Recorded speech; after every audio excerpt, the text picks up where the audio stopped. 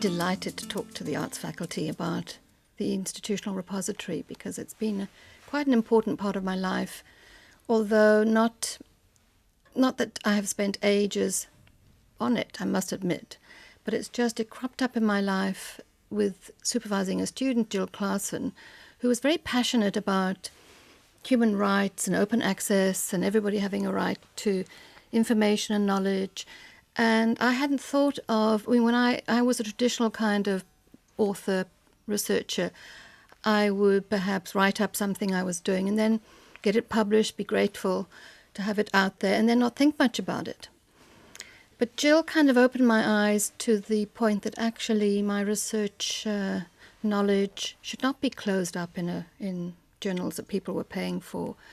And then by coincidence, I went off to an exchange visit to Finland, more or less when I was supervising her, and I was asked what was I interested in. So I decided to say I was interested in institutional repositories, and then looked at various universities there and realized it actually does give a huge, big boost to an institution like a university and to a faculty and to a department. I discovered Finnish universities, the institutional repositories were actually, and their libraries, had become publishers. They were organizing, works in progress series by department, that kind of thing, or by discipline. And these, of course, would be available to the whole world. And so this is why I I took the initiative and began to deposit my stuff. And the library was incredibly helpful. I mean, I did, it really is, when they say it's terribly easy and it just takes a couple of minutes each time you send in something, it's really true. And I think the system works very well. So as a university, I think it's essential, and for a faculty and for a department to get our work out there, I think it's very important. And I think it's very important, and it's very satisfying, gratifying as an individual.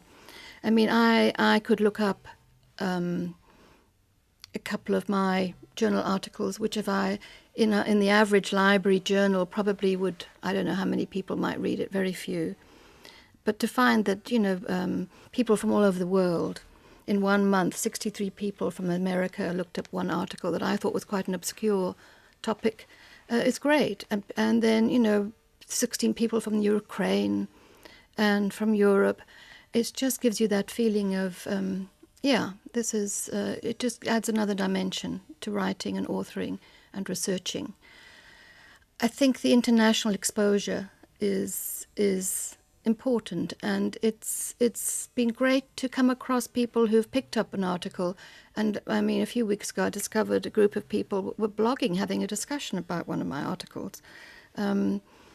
And I mean, I just watched these people discussing what I'd said and debating, and it just is something new in my life. So I would really recommend to my arts faculty colleagues that you get involved. It really is incredibly easy, and it just gives you another dimension to your authoring.